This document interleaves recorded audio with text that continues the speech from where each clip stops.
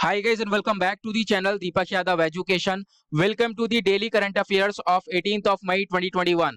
तो गाइज आज है तारीख 18 मई 2021 और है ट्यूसडे। आज की तारीख से जितने भी मोस्ट इंपॉर्टेंट करंट अफेयर्स बनेंगे उन सभी करंट अफेयर्स को हम लोग डिटेल में डिस्कस करेंगे। नाउ बढ़ते हैं आगे। और गाइज अगर आप लोग को इस लेक्चर का पीडीएफ चाहिए तो नीचे डिस्क्रिप्शन बॉक्स में आप सभी लोग को टेलीग्राम का लिंक दिया गया है, वहां से जाकर आप लोग इस लेक्चर के पीडीएफ को डाउनलोड कर सकते हो। नाउ अभी तक आपने इस YouTube चैनल को सब्सक्राइब नहीं किया है तो सबसे पहले सब्सक्राइब कर लेना और बेल आइकन प्रेस कर लेना ताकि आप कोई भी वीडियो का नोटिफिकेशन मिस ना कर पाओ। ये है मेरी Instagram ID Deepak Yadav education. यहाँ पर जाकर आप लोग मुझे फॉलो कर सकते हो और अपनी जितनी भी क्वेरीज हैं मुझसे यहाँ पर पूछ सकते हो। इसका लिंक भी अगेन नीचे डिस्क्रिप्शन बॉक्स में दे रखा है। नाउ आते हैं आर्टिकल नंबर 1 की तरफ। तो ये आर्टिकल हो जाता है काफी ज्यादा इंपॉर्टेंट। यहाँ पे बात करी गई है हेलमंद के बारे में। ये एक प्रोविंस है, एक जगह आपको देखने को मिलेगी अफगानिस्तान के अंदर।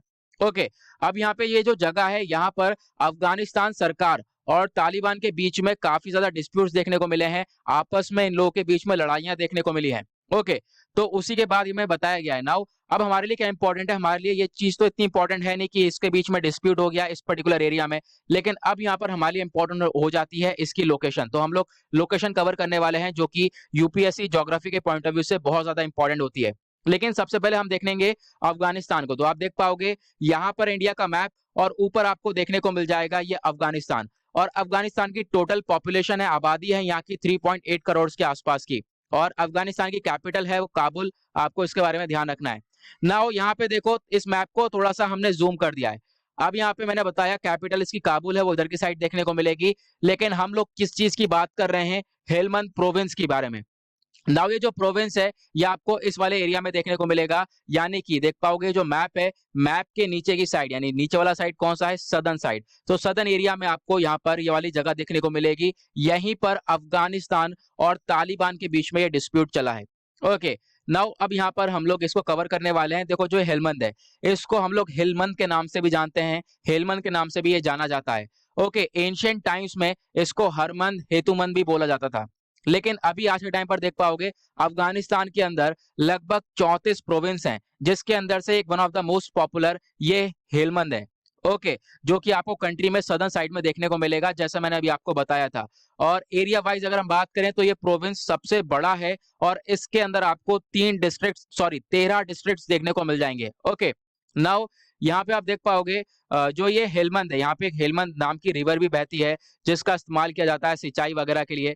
और उसके बाद यहाँ पे आप देख पाओगे ये भी बोला गया कि देखो दुनिया का जो सबसे ज्यादा ओपियम का प्रोडक्शन होता है, ओपियम किसको बोलते हैं आपको मालूम होगा, अफीम। ठीक है, अफीम जो होती है वो होता है ओपियम।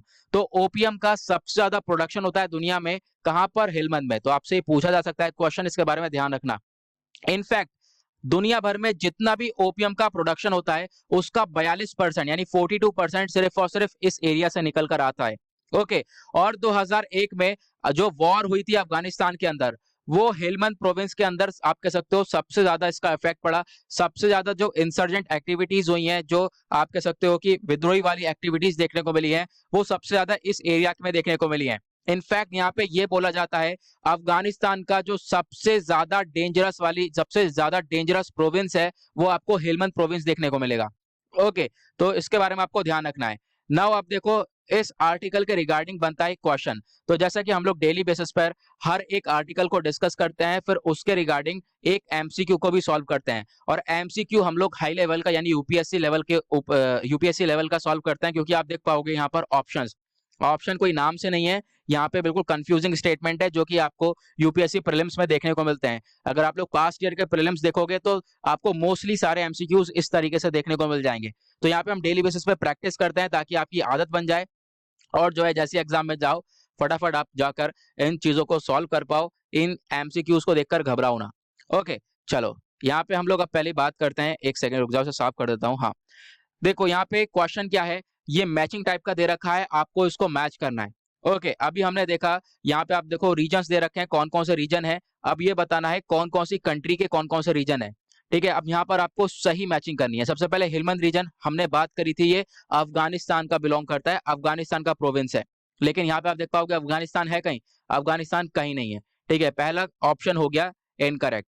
दूसरा ऑप्शन सुमत्रा देखने को मिलेगा, और सुमत्रा कहाँ पे है, इंडोनेशिया में। ठीक है, हाँ, बिल्कुल सही है। सुमत्रा आपको इंडोनेशिया में देखने को मिलेगा, तो ये सेकंड वाला हमारा बिल्कुल करेक्ट है। फिर उसके बाद थर्ड आपको देख पाओगे यहाँ पे अशदोद। अशदोद कहाँ पे देखने को मिलेगा? जर्मनी में? तो नहीं, अशदोद आपको इज़राइल के अंदर देखने को मिलता है। तो थर्ड स्टेटमेंट भी हमारा गलत हो गया। सेकंड स्टेटमेंट बिल्कुल सही है। अब देखो सुमत्रा के बारे में आपको तो भूलना ही नहीं है, क्योंकि अभी 3-4 दिन हुए मैंने डिस्कशन किया था। जो इंडोनेशिया है वहाँ पे सुमत्रा जो है, वहाँ पर एक माउंट सिनाबर्ग है, ठीक है? एक ज्वालामुखी जिसका नाम है सिनाबर्ग, और वो फटा था। ठीक है, 6 मिनट के लिए उसमें से आप कह सकते हो स्मोक वगैरह निकला था। मैंने इस आर्टिकल को कवर भी किया था, डिटेल में आपको बताया था वोल्केनिक इरप्शन के बारे में। ठीक है, तो वो सुमत्रा वाली रीजन में, तो आपको ध्यान रखना है। सेकंड ऑप्शन हमारा सही है, तो मतलब 2 only, A is the correct answer. Okay, इस तरीके से आपको ये सॉल्व करना है। नाउ आते हैं आर्टिकल नंबर सेकंड की तरफ। बात करी जा रही है डूम्सडे स्क्रॉलिंग के बारे में। तो ये आर्टिकल आपको आजकल टाइम पे बहुत ही ज्यादा देखने को मिल रहा होगा। डूम्सडे स्क्रॉलिंग का मतलब क्या है कि दिन भर फोन में लगे रहना, न्यूज को स्क्रॉलिंग करना। कौन सी न्यूज? पैंडेमिक से रिलेटेड बैड न्यूज को। मतलब आप देख पा रहे हो ऐसी न्यूज जो कि आपको दुखी कर दे, आपको डिप्रेस कर दे, और लगातार आप उसे देख रहे हो, आप उससे हट नहीं पा रहे हो। ठीक है, उसको बोलते हैं हम लोग डूम्सडे स्क्रॉलिंग। ठीक है, दिन भर हम लोग लगे पड़े हैं। और डूम्सडे का मतलब पता है क्या होता है? कयामत का दिन। यहाँ पे आप देख पाओगे कोविड-19 ने हम लोग को इस तरह से सिचुएशन में डाल दिया है, हम लोग को फंसा दिया है हर चीज में। और आज के टाइम पे हम क्या कर रहे हैं? सबके पास मोबाइल है भाई, उठते ही हम लोगों को मोबाइल चाहिए होता है। ठीक है, अब यहाँ पर आप देख पाओगे सबके पास मोबाइल होने के बाद क्या कर रहे हैं? लगातार हम लोग स्क्रॉलिंग कर रहे हैं।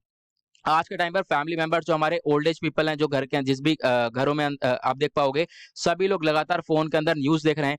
पैंडेमिक रिलेटेड न्यूज देख पाओगे। ठीक है, सोशल मीडिया पे बहुत ज्यादा देखने को मिल रही है। और यहाँ पे इसी चीज को बोला जा रहा है डूम्सडे स्क्रॉलिंग। लगभग आप लगातार बैठकर न्यूज पे न्यूज स्क्रॉल करते जा रहे हो। अब यहाँ पे कुछ खास चीजें हैं, वो आपको ध्यान रखना है। डूम्सडे के अंदर क्या होता है? ये एक टेंडेंसी, आपके अंदर इतनी कैपेसिटी, आप लगातार जो है बैड न्यूज देख रहे हो, नेगेटिव न्यूज देख रहे हो, और जो ये न्यूज है इसकी वजह से आपको दुख हो रहा है, इतना आप डिप्रेस हो रहे हो, लेकिन तब भी आप लगातार उस न्यूज को देख रहे हो। ओके, इवन आप चाहते हो कि इसको रोक पाओ, लेकिन उसको नहीं रोक पा रहे हो, और आप अपनी नींद वगैरह भी खराब करके, एक तरीके से आप अपना स्लीप टाइम खराब करके उस न्यूज को देख रहे हो। ओके, तो उसको बोलते हैं हम लोग डूम्सडे स्क्रॉलिंग, जो कि आज के टाइम पर ये सारी सिचुएशन देखने को मिल रही है। और ये जो टर्म है इसने अभी हाल ही में ही जो है आप कह सकते हो अपना मोमेंटम लिया है। काफी देर से मोमेंटम लिया है, लेकिन यहाँ पर पता ये चल गया है सबको डूम्सडे स्क्रॉलिंग का मतलब क्या है। कयामत का दिन आना कहना होता है। तो वही सिचुएशन आज के टाइम पर हमारी चल रही है। इनफैक्ट हमें चीजें पसंद नहीं है, हम डिप्रेस हो रहे हैं बैड न्यूज देखने के बाद, लेकिन फिर भी लगे पड़े हैं। तो आप देख पाओगे यहाँ पे इस आर्टिकल के रिगार्डिंग एक एमसीक्यू बनता है। काफी अच्छा क्वेश्चन बन जाता है यहाँ पर। तो आपको बताना है डूम्सडे सर्फिंग से रिलेटेड कौन सा स्टेटमेंट बिल्कुल सही है। यहाँ पर आप मतलब कह सकते हो कौन सा डिस्क्रिप्शन बिल्कुल बेस्ट मैच करेगा। तो पहला यहाँ पे स्टेटमेंट ये बोलता है डूम्सडे का मतलब होता है आपके अंदर टेंडेंसी होना कि आप लगातार स्क्रॉल कर सको बैड न्यूज को। चाहे आप दुख हो रहे हो, चाहे आपको ये सैड न्यूज हो, चाहे वो डिप्रेसिंग न्यूज हो, लगातार आप देख रहे हो। मतलब पहला स्टेटमेंट तो हमने पढ़ा था, मैच कर रहा है। ठीक है, दूसरा स्टेटमेंट बात करता है, ये रेफर करता है अप्स एंड डाउन्स को लेकर। ठीक है, अभी तो हमने बात करी थी सिर्फ डिप्रेसिंग और सैडनिंग न्यूज आप देख रहे हो, तो अप्स कहां से आ गए? मतलब कि ये वाला स्टेटमेंट हो जाता है गलत। थर्ड स्टेटमेंट बात करता है बेबीज प्रोडक्शन के बारे में बात करता है, तो ये बिल्कुल गलत है। नॉन ऑफ द अबव, ये बिल्कुल गलत है। पहला स्टेटमेंट बिल्कुल सही लग रहा है, तो हमारा करेक्ट आंसर कौन सा हो गया? ए। ओके, चलो आगे आते हैं नेक्स्ट आर्टिकल की तरफ। यहाँ पे बात करी गई है प्लेसेंटा के बारे में। तो देखो ये आर्टिकल किस चीज से रिलेटेड है? ये कोविड-19 वैक्सीन से रिलेटेड। अभी हाल ही में बहुत सारी न्यूज ये आ रही थी कि जो प्रेग्नेंट महिला हैं उनको कोविड-19 की वैक्सीन नहीं देना चाहिए, क्योंकि उन पर इसका हार्मफुल इफेक्ट पड़ेगा। तो ये जो नई स्टडी हुई है प्रेग्नेंट वुमेन के ऊपर, और यहाँ पे ये बताया जा रहा है देखो जो प्लेसेंटा है इसके ऊपर कोई भी इफेक्ट नहीं पड़ रहा है वैक्सीन का, और इस चीज की स्टडीज करी गई हैं। और यहाँ पे आप देख पाओगे ये सारी चीजें बताई गई हैं। कोविड-19 वैक्सीन एक प्रेगनेंसी के टाइम पर बिल्कुल सेफ है। ओके, यहाँ पे आपको इस चीज के बारे में ध्यान रखना है, क्योंकि प्लेसेंटा काफी मेन चीज है। वैक्सीन से भी ये बोला जाता है वैक्सीन से जो है प्लेसेंटा के ऊपर इफेक्ट पड़ रहा है। इनफैक्ट जब ये बेबी का प्रोडक्शन चालू होता है, बेबी फॉर्म होना चालू होता है, तो इसमें सबसे पहले प्लेसेंटा ही बनता है। और प्लेसेंटा बहुत सारी चीजें प्रोवाइड करवाता है एक तरीके से। जो बेबी वॉर्म के अंदर अगर जिंदा रहता है तो वो प्लेसेंटा की वजह से ही। ओके, मतलब एक तरीके से आप कह सकते हो जो इसको ऑक्सीजन वगैरह मिलती है वो प्लेसेंटा की वजह से मिलती है। नाउ प्लेसेंटा एक की ऑर्गन देखने को मिलता है प्रेगनेंसी के टाइम पर, काफी इंपॉर्टेंट रोल होता है इसका। और ये जो पहला ऑर्गन होता है जो कि प्रेगनेंसी के टाइम पर बनता है। ओके, और इसकी बहुत सारी ड्यूटी होती हैं, जैसे कि जो बच्चा है फोइटस जो है उसको ऑक्सीजन प्रोवाइड करवाना, साथ ही साथ जैसे जैसे वो डेवलप हो रहा है वॉर्म के अंदर उसको न्यूट्रिशंस देना। ठीक है, उसको पोषण देना, वो कौन काम करता है? वो काम करा जाता है प्लेसेंटा का। ओके, मेन काम है प्लेसेंटा का, तो इसके बारे में आपको ध्यान रखना है। नाउ प्लेसेंटा मैनेज करता है हार्मोन्स को भी, इम्यून सिस्टम को भी, इन सब चीज को मैनेज करता रहता है और मदर को हर बार फील कराता है कि हाँ वो बेबी है उसके वॉर्म में। नाउ उसके बाद यहाँ पे आप देख पाओगे और क्या क्या बोला गया है। इंडिया का अगर हम बात करें, कुछ वैक्सीनेशन प्रोटोकॉल आया जिसके अंदर ये बताया गया था कि प्रेग्नेंट वीमेन या फिर लैक्टेटिंग वीमेन, देखो लैक्टेटिंग वीमेन का आपने नाम बहुत सुना होगा, इनका मतलब क्या है कि ऐसी वीमेन, ठीक है, जिन्होंने यहाँ पे बर्थ दिया है बच्चा, ठीक है, बच्चे को जन्म दिया है और उसके बाद वो बच्चा माँ का दूध पी रहा है, ठीक है, तो उसको बोलते हैं हम लोग लैक्टेटिंग वीमेन, जो वीमेन अपना अभी समय बच्चे को दूध पिला रही है। तो जो प्रेग्नेंट वीमेन होती हैं, लैक्टेटिंग वीमेन होती हैं, यहाँ पे इंडिया ने तो ये बोला था कि अगर इनको वैक्सीनेशन देते हैं तो फिर यहाँ पे बुरा इफेक्ट पड़ेगा इनके ऊपर। लेकिन दूसरी तरफ देखें तो यूएस, ब्राजील जैसी कंट्रीज जो हैं, इन्होंने कोई यहाँ पर रिस्ट्रिक्शंस नहीं लगाए हैं प्रेग्नेंट वुमेन के ऊपर।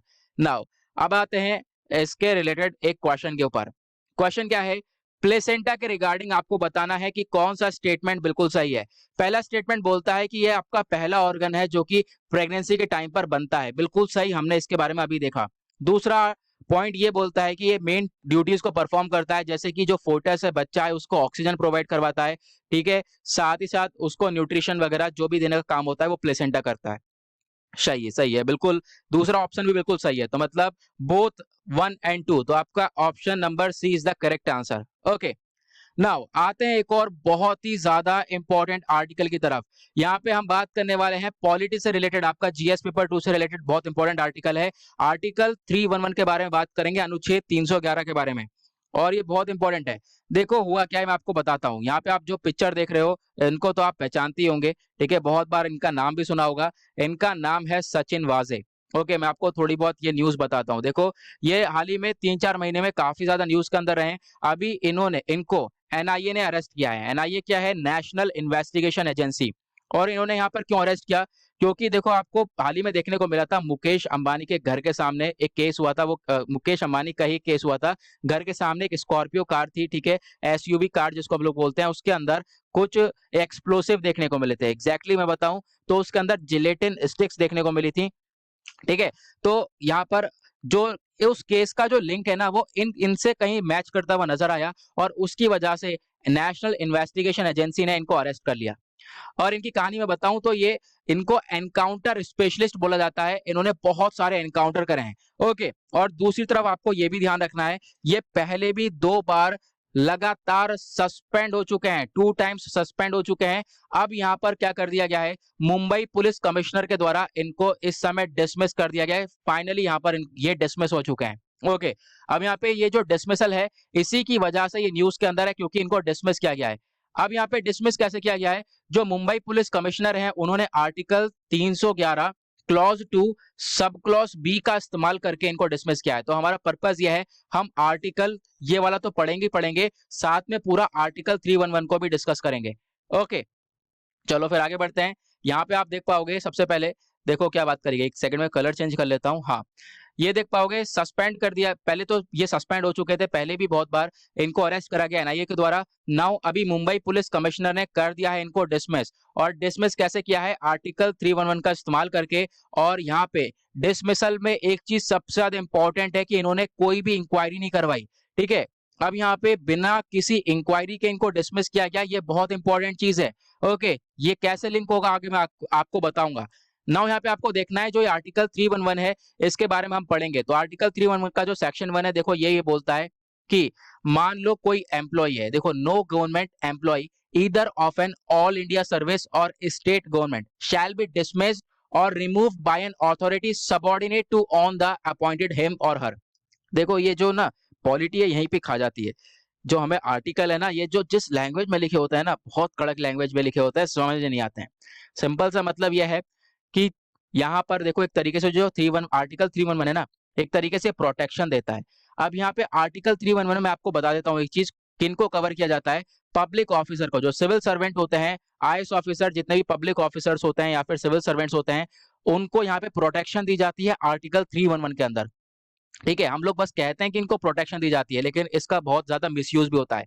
नाउ यहाँ पे आप देख पाओगे प्रोटेक्शन कैसे मिलेगी। यहाँ पे ये बोला जा रहा है, मान लो मैं आपको एग्जांपल देता हूँ सिंपल सा, कल आप बन जाते हो आईएएस, ठीक है, डेफिनेटली बनोगे, ठीक है। अब यहाँ पे उसके बाद क्या होता है कि देखो आईएएस बनने के बाद आपको अपॉइंट कौन करेगा, प्रेसिडेंट अपॉइंट करेगा। ओके, अब प्रेसिडेंट अपॉइंट करेगा। अब यहाँ पे क्वेश्चन ये है कि आपको कौन डिसमिस कर सकता है, कौन हटा सकता है। तो वो अकेला प्रेसिडेंट ही है, मतलब जो अपॉइंट करेगा वही आपको हटाएगा। ये आपको पहली प्रोटेक्शन मिल जाती है इस आर्टिकल 311 के अंदर। ओके, आपको कोई और जो सबॉर्डिनेट है, मतलब जो लोअर लेवल के रैंकर्स हैं, वो आपको नहीं हटा सकते। ठीक है, आपको जो अपॉइंट करेगा वही हटाएगा। यह है आर्टिकल 311 का पहला सेक्शन। और जो सेक्शन 2 है वो ये क्या बताता है कि देखो किसी भी सिविल सर्वेंट को ऐसे आप हटा ही नहीं सकते। सबसे पहले आपको इंक्वायरी करनी पड़ेगी, और इंक्वायरी करते वक्त उस बंदे को इन्फॉर्म करना पड़ेगा कि हाँ भाई तुम्हारे खिलाफ ये इंक्वायरी है और ये तुम्हारे ऊपर चार्जेस लगाए गए हैं। उसको एक अपॉर्चुनिटी दो ताकि उसकी सुनवाई करी जा सके, ठीक है, उसकी भी बात रखी जा सके। तो यहाँ पे आपको ध्यान रखना है, सेक्शन 2 के अंदर क्या होता है, हम लोग इंक्वायरी करते हैं, लेकिन अब यहाँ पे इसके अंदर कुछ एक्सेप्शंस हैं, मतलब कुछ छूट है, जहां पर हमारे पास ये छूट है कि हम इंक्वायरी नहीं करेंगे। ठीक है, हमारे पास ये छूट है, हम उसकी इंक्वायरी नहीं करेंगे। एक्सेप्शंस कहां पर है, देखोगे यहाँ पर, ये मैंने आपको बताया था आर्टिकल 311 का सेक्शन 2 के अंदर क्या बोला, अभी मैंने आपको पहले बताया कि इसके अंदर इंक्वायरी नहीं होगी, आपको ऐसे डिसमिस सॉरी इंक्वायरी करनी जरूरी है आपको डिसमिस करने से पहले। ठीक है, अब लेकिन इसके अंदर कहीं पर छूट भी है, मतलब कुछ एक्सेप्शंस है, वो एक्सेप्शंस 3 है ये। ठीक है, यहाँ पर इन 3 केसेस में अगर ये 3 केसेस सक्सेसफुली देखने को मिलते हैं तो बिना इंक्वायरी के आपको डिसमिस कर दिया जाएगा। यहाँ पे आप देख पा रहे होंगे क्या क्या है। अभी जो सचिन वाजे को हटाया गया है वो किसके तहत हटाया गया है, 2B के तहत, article 311 clause 2 sub clause B, है ना। नाउ यहाँ पे हम देखते हैं, देखो कब इंक्वायरी नहीं होगी, जब एक ऑफिसर जो एक सिविल सर्वेंट है उसके ऊपर क्रिमिनल चार्जेस प्रूवन हो जाएंगे कि भाई उसने क्राइम किया ही क्या है, तो बिना किसी इंक्वायरी के उसको डिसमिस और रिमूव किया जा सकता है। ओके, ना उसके बाद यहाँ पे नेक्स्ट में अगर हम बात करें तो यहाँ पे किसी भी अथॉरिटी के पास पावर है, अगर वो सेटिस्फाई हो जाती है, जैसे कि अभी हुआ, मुंबई पुलिस कमिश्नर पूरी तरह से सेटिस्फाई हो गए कि सचिन वाजे ने क्राइम किया है। ठीक है, तो क्राइम करने के बाद यहाँ पे पता चला तो उस अथॉरिटी के पास पावर है, अगर वो सेटिस्फाई हो जाती है तो वो उस बंदे को हटा सकती है। मतलब एक ठोस पता चल गया है कि हाँ भाई पता है कि इसने क्राइम किया है क्या है, तो उसको हटाया जा सकता है। ओके, बिना किसी इंक्वायरी के। यहाँ पे 3 एक्सेप्शंस है कि बिना किसी इंक्वायरी के हम लोग इनको हटा सकते हैं ना। उसके बाद ये लास्ट वाला जो आता है, इसमें जो प्रेसिडेंट और गवर्नर है ये भी किसी को भी हटा सकते हैं, और इनफैक्ट बिना किसी इंक्वायरी के। और मतलब कि इतना बड़ा कांड किया उस बंदे ने, इतना बड़ा क्राइम किया हो कि हम लोग उसके खिलाफ इंक्वायरी नहीं बैठाएंगे तो फिर हमारे सिक्योरिटी ऑफ द स्टेट को खतरा पहुंचेगा, जो स्टेट है उसकी सिक्योरिटी को खतरा आएगा, तो हम उसके खिलाफ इंक्वायरी नहीं करेंगे, डायरेक्ट क्या करेंगे, उसको डिसमिस कर देंगे। अब यहाँ पे एक चीज और पता लगानी है आपको, सस्पेंड और डिसमिस के बीच में क्या डिफरेंस होता है। तो देखो सस्पेंड होता है टेम्पररी समय के लिए, यानी कुछ टाइम के लिए सस्पेंड कर दिया है, वो वापस से उसको सर्विस में ले लिया जाएगा। दूसरी तरफ डिसमिस का मतलब क्या होता है, उसको अपने पद से बिल्कुल रिमूव कर देना, उसको हटा देना। ओके, नाउ अब इस टॉपिक के रिगार्डिंग बनता है क्वेश्चन। क्वेश्चन क्या है, देख पाओगे यहाँ पे बोला गया है कौन सा हमारे संविधान का आर्टिकल है जो कि इस चीज से डील करता है। और यहाँ पे यही बोला गया है कि देखो कोई भी गवर्नमेंट एम्प्लॉय है, ये ऐसा आर्टिकल है अगर उसे कोई अपॉइंट करता है तो वही पर्सन उसको रिमूव कर पाएगा, जो मैंने अभी आपको बताया था। No government employ shall either of an all India service or state government shall be dismiss or remove by an authority subordinate. मतलब कि कोई भी यहाँ पे सिविल सर्वेंट ऐसा कि जिसको रिमूव नहीं किया जाएगा किसी सबऑर्डिनेट, मतलब कोई लोअर लेवल रैंक से, कोई लोअर लेवल का कोई व्यक्ति है तो उसको यहाँ पे डिसमिस नहीं करेगा। जिसने अपॉइंट किया है सिविल सर्वेंट को वही जाकर उसको डिसमिस करेगा। जैसे मैंने अभी आपको एग्जांपल दिया था, कोई आईएएस ऑफिसर है, उसको प्रेसिडेंट ने अपॉइंट किया है तो उसको डिसमिस भी प्रेसिडेंट ही कर पाएंगे। तो ये आर्टिकल कौन सा आर्टिकल है आपको बताना है यहाँ पे। तो करेक्ट आंसर हो जाता है हमारा answer number B, article number 311 is the correct answer. Okay, now आते हैं नेक्स्ट आर्टिकल की तरफ। यहाँ पे बात करी गई है विंग कॉन्ग बे मीटियोराइट के बारे में। अब यहाँ पे ज्योग्राफी के पर्सपेक्टिव से ये भी इंपॉर्टेंट हो जाता है, तो मैं आपको बताऊंगा ये मीटियोराइट, मीटियोरॉइड, मीटियोर्स क्या होते हैं, ये आगे हम बात करेंगे। तो देखोगे ये जो मीटियोराइट है ना, ये इस तरीके का है, एक रॉकी पार्टिकल है छोटा सा, ये आपको देखने को मिला है। और ये जो इसका नाम क्या है वो आपको ध्यान रखना है, विंग कॉम्बे मीटियोराइट। ये एक जो छोटा सा टुकड़ा है ये यूके के अंदर गिरा था लगभग फरवरी 2021 में, अभी कुछ महीने पहले। अब न्यूज के अंदर क्यों है, क्योंकि इसको नेशनल हिस्ट्री म्यूजियम के अंदर डिस्प्ले किया जा रहा है, वहां पे रखा जाएगा।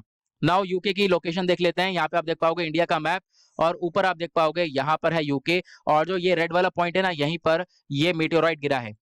इस मीटियोराइट के बारे में बात करें तो इसका नाम है विंगकॉम्बे मीटियोराइट। इसका वजन आपको देखने को मिलेगा 103 ग्राम का है और ये ब्लैक रॉक की तरह देखने को मिलता है, काला पत्थर की तरह देखने को मिलता है, जैसा कि मैंने आपको दिखाया था यहाँ पे पिक्चर में, एक कोयले की तरह देखने को मिलता है। इसको फाउंड करा गया किसी एक टीम के द्वारा, कौन सी टीम? यूनिवर्सिटी ऑफ ग्लासगो के द्वारा। और 28 फरवरी 2021 में लगभग 100 लोगों ने मतलब 100 लोगों ने देखा कि ये जो गिर रहा था इसके अंदर आग लगी हुई थी, फायर बॉल की तरह गिरता हुआ नजर आ रहा था, बादलों में से 100 लोगों ने देखा था। ठीक है, अब यहाँ पे बात करें इसका क्या सिग्निफिकेंस है। नाउ ये जो मीटियोराइट है ये 4.5 बिलियन ईयर्स पुराना है, मतलब कि अगर हम इसके ऊपर रिसर्च करने बैठ गए तो हम लोग को बहुत सारी नई नई चीजें पता चलेंगी, जैसे कि जो हमारा सोलर सिस्टम है, जो हमारा ब्रह्मांड है, वो कैसे बना है, ये हम पता लगा सकते हैं इस मीटियोराइट के ऊपर रिसर्च करके। नाउ ये जो मीटियोराइट है बहुत काफी रेयर है, मतलब बहुत कम से देखने को मिलता है। क्यों? क्योंकि ये कार्बोनेशियस मीटियोराइट है, आपको ध्यान रखना है, आपसे पूछा जा सकता है। और हमारे पास लगभग अभी 65,000 के आसपास मीटियोराइट देखने को मिलेंगे और 65,000 में से लगभग 1,000 मीटियोराइट है जो कि कार्बोनेशियस है, तो आप समझ सकते हो किसकी क्या वैल्यू होगी। और ये जो विंगकॉम्बे मीटियोराइट है ये बिल्कुल सिमिलर है किसकी तरह? जो हमें हायाबुसा 2 मिशन के तौर पर मिला था, बिल्कुल उसी की तरह सिमिलर है। ओके, नाउ फिलहाल आपको नाम याद रखना है। दूसरी चीज, ये कार्बोनेशियस मीटियोराइट है। कार्बोनेशियस का मतलब यह है कि इसमें कार्बन आपको ज्यादा मात्रा में देखने को मिलेगा, लगभग 3% तक इसमें कार्बन ही होता है। ओके, और उसके बाद जो लार्जेस्ट कार्बोनेशियस मीटेराइट होता है वो कौन सा होता है? उसका नाम है एलेनाइट मीटेराइट। नाउ यहाँ पे घबराना मत, ये मीटेराइट क्या होता है, ये हमें मीटेराइट समझ में नहीं आ रहा है, मैं भी आपको बताऊंगा ये क्या होता है। ओके, नाउ यहाँ पे इस मीटेराइट के अंदर आपको क्या क्या देखने को मिल जाता है? इसमें सिलिकेट, सल्फाइड, ऑक्साइड, लगभग 3 से 22% तक वाटर भी देखने को मिल जाता है। नाउ यहाँ पे बात करते हैं अब हम। देखो ये मीटियोराइट्स, मीटियोर्स और मीटियोराइट क्या होते हैं? ये तीनों एक ही चीज होती है। कहोगे क्या बात कर रहे हो, एक ही चीज होती है? हाँ यार, एक ही चीज होती है। देखो ये जो है ना, ये इसी को ही हम लोग मीटियोर भी बोलेंगे, इसी को मीटियोराइट भी बोलेंगे, इसी को मीटियोरॉइड भी बोलेंगे, लेकिन अलग अलग कंडीशन पर। कंडीशन क्या है भाई? कंडीशन देखो, यहाँ पर सबसे पहले मैं आपको थोड़ा सा स्ट्रक्चर बनाता हूँ। ये मान लो अर्थ है और आपको यहाँ पे स्पेस देखने को मिलेगा। स्पेस के अंदर ये रॉकी पार्टिकल्स छोटे छोटे आपको देखने को मिल जाएंगे। ठीक है, छोटे छोटे आपको कंकड़ ये देखने को मिल जाएंगे। नाउ यही यहाँ पे क्या हुआ, ये जब स्पेस के अंदर है, ठीक है, अंतरिक्ष के अंदर है, तो इसको क्या बोला जाएगा? तो इसको बोला जाएगा मीटियोरॉइड। ओके, ध्यान से सुनना, मीटियोरॉइड बोला जाएगा अगर ये स्पेस के अंदर है। और जैसे मान लो ये गिरना चालू हो गया, यहाँ पे अर्थ की तरफ गिरना चालू हो गया, ये हमारे पृथ्वी के एटमॉस्फेयर में एंटर हो गया, ठीक है, हमारे वातावरण के अंदर एंटर हो चुका है, तो इसको क्या बोलेंगे? मीटियोर। ओके, ओ आर लग जाएगा। लेकिन जैसे ये हमारी पृथ्वी के सतह से टकराएगा, टकराने के बाद ये क्या बन जाएगा? मीटियोराइट। ओके, ये है डिफरेंस। यानी कि जब स्पेस में रहेगा तो ये मीटियोरॉइड रहेगा, और जब ये हमारे एटमॉस्फेयर में एंटर हो जाएगा तो मीटियोर्स हो जाएगा, और उसके बाद जब ये हमारी सतह से टकराएगा तो ये मीटियोराइट बन जाएगा। इसके बारे में आपको ध्यान रखना है। नाउ अब इस टॉपिक के रिगार्डिंग बन जाता है क्वेश्चन। क्वेश्चन क्या है? आपको बताना है कि कौन सा स्टेटमेंट सही है मीटियोराइट से रिगार्डिंग। तो जो आप पहला यहाँ पे देख पाओगे, जो मीटियोराइट्स होते हैं ये एक ऑब्जेक्ट होता है स्पेस के अंदर, ठीक है, यहाँ पे आप देख पाओगे एस्टेरॉइड की तरह आपको देखने को मिल जाता है। ओके, ये बिल्कुल सही है, क्योंकि अभी हमने बात करा था जो मीटियोरॉइड होता है वो स्पेस के अंदर होता है, तो उसको हम लोग बोलते हैं मीटियोरॉइड। तो मतलब पहला स्टेटमेंट बिल्कुल सही है। दूसरा स्टेटमेंट क्या बोलता है? जब मीटियोरॉइड क्या करेगा? अर्थ के एटमॉस्फेयर में एंटर करेगा, तो उसको हम लोग मीटियोर बोलते हैं, मतलब दूसरा स्टेटमेंट भी सही है। तीसरा स्टेटमेंट क्या बोलता है? जो ये मीटियोरॉइड होता है ये अर्थ के एटमॉस्फेयर में एंटर कर गया और ग्राउंड को हिट कर जाएगा, यानी सतह से टकरा जाएगा, सतह पर गिर जाएगा, तो इसको हम लोग मीटियोराइट बोलते हैं। तो मतलब तीनों स्टेटमेंट बिल्कुल सही है। तो कौन सा हमारा आंसर हो गया? Answer number D, 1 2 3 all. Now next article बात करता है एक इंपॉर्टेंट आर्टिकल के बारे में। यहाँ पे बात करी गई है कॉमन क्रेन के बारे में। ये देख पा रहे हो आप, ये एक जानवर है, ये है कॉमन क्रेन। नाउ अब यहाँ पे बात करी जा रही है कि 300 साल बाद इस क्रेन को देखा गया है। ओके, नाउ ये कहां पर देखने को मिला है? आयरलैंड के अंदर। और आयरलैंड के अंदर पहले देखने को मिलता था, लेकिन ये 17th सेंचुरी के आसपास आप कह सकते हो डिसअपियर हो गया था। अब यहाँ पे ये 300 साल के बाद यहाँ पे देखने को मिला है। ओके, नाउ यहाँ पे हम बात करते हैं जो ये क्रेन का पेयर है, यानी इनका जोड़ा लास्ट ईयर देखने को मिला था हम लोग को। कहां पर? पीट बॉक पे। अब ये पीट बॉक क्या होता है इसको मैं अच्छे से एक्सप्लेन करूंगा आगे, बट यहाँ पे बता देता हूँ। देखो पीट बॉग यहाँ पे एक तरीके से वेटलैंड बोला गया है, ये एक वेटलैंड है। एग्जैक्टली मैं बता दूं, जो दलदल होता है ना वो यहाँ पर ये है, ठीक है। तो यहाँ पर आप देख पाओगे दलदल के अंदर ये देखने को मिला था पिछले साल। और यहाँ पे एक जोड़ा हम लोग को देखने को मिला था। नाउ इस समय जो ये बर्ड्स है ना, ये आयरलैंड के अंदर देखने को मिल जाएंगी, लेकिन एग्जैक्ट लोकेशन क्या है ये किसी को नहीं मालूम है, क्योंकि इनको सीक्रेट जगह पर रख रखा है ताकि इनको प्रोटेक्ट किया जा सके, क्योंकि ऑब्वियस सी बात है 300 साल बाद हम लोग को ये देखने को मिली है। नाउ ये जो क्रेन है 4 फीट टॉल देखने को मिलेगा, और इसका जो पंख है अगर ये खोल दे तो 7 फीट के इसके पंख देखने को मिल जाएंगे। और आयरलैंड के अंदर सबसे लार्जेस्ट बर्ड के नाम से ये जानी जाती है, सबसे बड़ी बर्ड है ये। ओके, और ये 17वीं सेंचुरी के आसपास डिसअपियर हो गई थी, हमको वापस से देखने को मिली है। नाउ यहाँ पे आप देख पाओगे इंडिया का मैप है, और आयरलैंड कहाँ पर है, ये है आयरलैंड। अभी हमने देखा था यूके की बात करी थी, यहाँ पे मीटियोराइट देखने को मिला है। नाउ यहाँ पर एक नई बर्ड मिली है। नाउ हमने बात करा था अभी ये कहाँ पे देखने को मिली, पीट बॉग में। तो बॉग किसको बोलते हैं, दलदल को बोलते हैं। आज के टाइम पर बॉग को वापस से रिस्टोर करना बहुत ज्यादा इंपॉर्टेंट बन चुका है, क्योंकि ये जो बर्ड है ना, कॉमन क्रेन, ये बॉग के अंदर, इन दलदल के अंदर ब्रीड करती है। ठीक है, अगर ब्रीड करेगी तभी इनकी जो है पॉपुलेशन बढ़ेगी, और अगर आपके पास बॉग या दलदल नहीं होंगे तो इनकी जनसंख्या नहीं बढ़ेगी। ठीक है, तो आज के टाइम पर इन बॉग को रिस्टोर करना काफी ज्यादा जरूरी है, क्योंकि बॉग बनाने में काफी टाइम लग जाता है। नाउ ये जो बॉक्स हैं मैंने आपको बताया, दलदल सॉफ्ट स्पॉन्जी वेटलैंड होते हैं। ठीक है, गुदगुदे से यहाँ पे ये वेटलैंड देखने को मिलते हैं। इसमें से हम लोग पीट निकालते हैं। पीट क्या है, देखो मैं अभी आपको बताऊंगा, कोयले टाइप की चीज होती है। ठीक है, इसमें से हम लोग पीट निकालते हैं। नाउ देखो, चलो मैं आपको दिखाई देता हूँ। ये आप देख पाओगे तो बॉग हो गया हमारा। ठीक है, दलदल टाइप का हो गया। ये जब सूख जाता है ना, इसको सुखाने के बाद आप देख पाओगे इस तरीके से खोद खोद के इसमें से काला काला ये निकाला गया है। इन्होंने देखो कितना कितना इकट्ठा कर रखा है, पीछे इकट्ठा कर रखा है। अब ये कोयले की तरह यहाँ पे बोला जाता है, कोल की तरह हम लोग इसका इस्तेमाल करते हैं, घरों में जलाने के लिए भी इस्तेमाल करते हैं, जलता ही बहुत बढ़िया है। ओके, नाउ ये जो फॉसिल फ्यूल है इसको हम लोग घर में जलाने के लिए इस्तेमाल कर लेते हैं, या फिर बिजनेस में भी इसका इस्तेमाल किया जाता है। और ये कहाँ पे ज्यादातर बनता है, ज्यादातर ये बनता है नॉर्दर्न क्लाइमेट्स में। आपको ध्यान रखना है, नॉर्थ साइड के क्लाइमेट में बनता है, और हजारों साल लग जाते हैं इसको पूरा डेवलप होने में। ओके, उसके बाद ये जो बॉक्स है ना, ये एक कार्बन सिंक की तरह काम करता है, मतलब कि जो कार्बन डाइऑक्साइड है उसको ज्यादा से ज्यादा एब्जॉर्ब करता है। और उसके बाद यहाँ पे आप देख पाओगे इसको सुखाने के बाद क्या करते हैं हम लोग, सुखाने के बाद पीट निकालते हैं, इसमें से पीट जो है उसको अलग कर लेते हैं। और ये सबसे खतरनाक सिचुएशन है, क्योंकि आज के टाइम पर हम लोग इन दलदल को सुखाकर इसमें से पीट निकाल रहे हैं, और इसकी वजह से जो बहुत सारी प्रजातियां हैं वो डैमेज हो रही हैं। फॉर एग्जाम्पल यहाँ पे कॉमन क्रेन लें, तो कॉमन क्रेन यहाँ पर ब्रीड करती है इस वाले एरिया में। इस वाले एरिया में ब्रीड करेंगी तो इनकी पॉपुलेशन बढ़ेगी। नाउ हम इन एरियाज को खत्म कर देंगे तो इनकी ब्रीडिंग नहीं हो पाएगी। ओके, आई होप आपको क्लियर हो गया। नाउ उसके बाद यहाँ पे इस टॉपिक के रिगार्डिंग बनता है एक एमसीक्यू। एमसीक्यू क्या है, आपको बॉग्स के रिगार्डिंग, दलदल के रिगार्डिंग बताना है कौन सा स्टेटमेंट बिल्कुल सही है। पहला स्टेटमेंट बात करता है कि बॉग जो है एक फ्रेश वाटर वेटलैंड होता है, सॉफ्ट स्पॉन्जी ग्राउंड होता है, जैसे हमने बात करी गुदगुदा सा होता है, तो बिल्कुल सही है। यहाँ पे आपको पीट देखने को मिलता है इसके अंदर। ठीक है, तो इस पे पहला स्टेटमेंट हमारा बिल्कुल करेक्ट है। दूसरा स्टेटमेंट बात करता है कि ये जो बनते हैं ये नॉर्थर्न क्लाइमेट्स के अंदर देखने को मिलते हैं, और हजारों साल लग जाता है इसको डेवलप होने में, मतलब दूसरा स्टेटमेंट भी बिल्कुल सही है। तीसरा स्टेटमेंट बोलता है कि ये कार्बन सिंक की तरह काम करता है, ये भी हमने देखा था, ये भी बिल्कुल सही है। तो तीनों स्टेटमेंट बिल्कुल सही है। आंसर हो जाता है हमारा डी 1, 2 एंड 3। ओके, नाउ उसके बाद आता है नेक्स्ट आर्टिकल। यहाँ पे बात करी गई है एक इंपॉर्टेंट पर्सनैलिटी के बारे में। तो देखो इनका नाम है NS नरसिम्हम। तो यहाँ पे एक प्रोफेसर थे, इनकी डेथ हो गई है। इसी वजह से जो हमारे प्राइम मिनिस्टर है नरेंद्र मोदी जी, उन्होंने इनकी डेथ के ऊपर अपने दुख दिखाए हैं। यहाँ पे आप इनका पिक्चर देख सकते हो।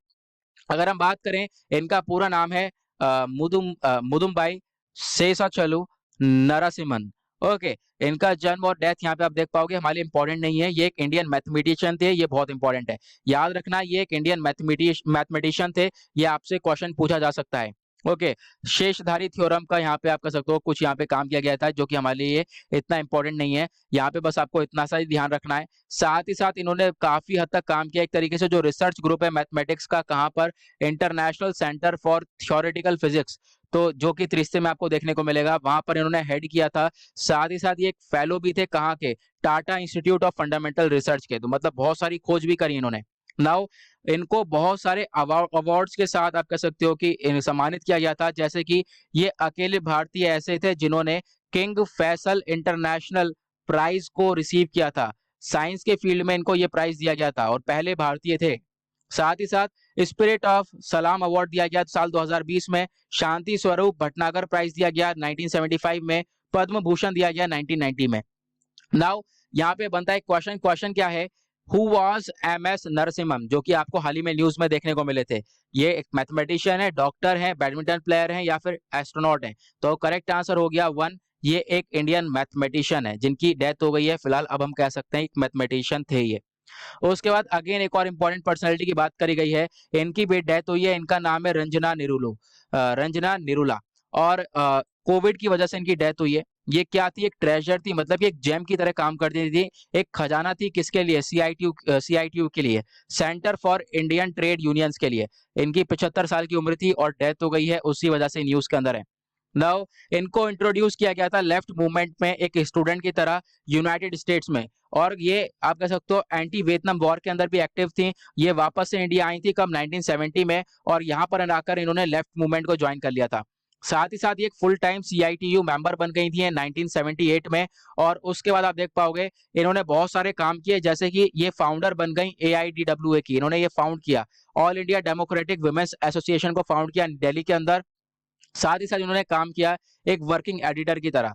और वर्किंग एडिटर किसकी? एक जर्नल की जिसका नाम है voice of the working women. तो उसके तौर पर इन्होंने एडिटर के तौर पर काम किया है। और साल 2009 में क्या हुआ? जो सीआईटीयू है, आप कह सकते हो जब सीआईटीयू बना था, तो ये जो AI all India coordination committee of Asha workers हैं, ठीक है, उसके बाद यहाँ पे आप कह सकते हो ये पहली कन्वीनर बन चुकी थी इस चीज की। अब यहाँ पे आपको ध्यान रखना है, क्या? इनका नाम ध्यान रखना है, और इसमें ज्यादा चीजें आपको ध्यान नहीं रखनी है।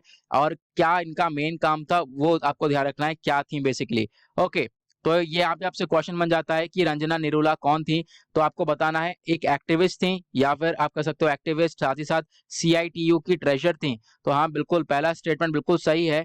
और दूसरा स्टेटमेंट है डांस स्कॉलर, म्यूजिशियन, डायरेक्टर किसकी? नेशनल स्कूल ड्रामा की। तो नहीं, ये तीन ऑप्शन गलत है, पहला स्टेटमेंट बिल्कुल हमारा सही हो जाता है। ओके, तो गाइज आई होप आप लोगों को ये सारे आर्टिकल्स क्लियर हो गए होंगे अच्छे से, और मतलब हर एक क्वेश्चन आप लोग समझ रहे होंगे। देखो, अगर कोई मिस्टेक हुई हो ना क्वेश्चन के अंदर, तो मुझे नीचे कमेंट सेक्शन में जरूर बता देना। हो सकता है कोई मिस्टेक हो गई हो, जल्दी जल्दी में मैं लगातार रिकॉर्ड करता हुआ आ गया हूँ वीडियो को। ओके, नाउ इसी के साथ करते हैं वीडियो को समाप्त। और अगर आप लोगों को इस लेक्चर का पीडीएफ चाहिए तो नीचे डिस्क्रिप्शन बॉक्स में आप सभी लोगों को टेलीग्राम का लिंक दिया है, वहां से जाकर डाउनलोड कर सकते हो। प्रॉब्लम होती है कोई आपको, तो नीचे डिस्क्रिप्शन बॉक्स में इंस्टा लिंक दे रखा है, वहां पे जाकर मुझे फॉलो कर सकते हो। ओके, टेलीग्राम को ज्वाइन कर सकते हो। ओके, नाउ मिलते हैं आप लोगों से नेक्स्ट वीडियो में। आज के लिए bye bye, have a nice day.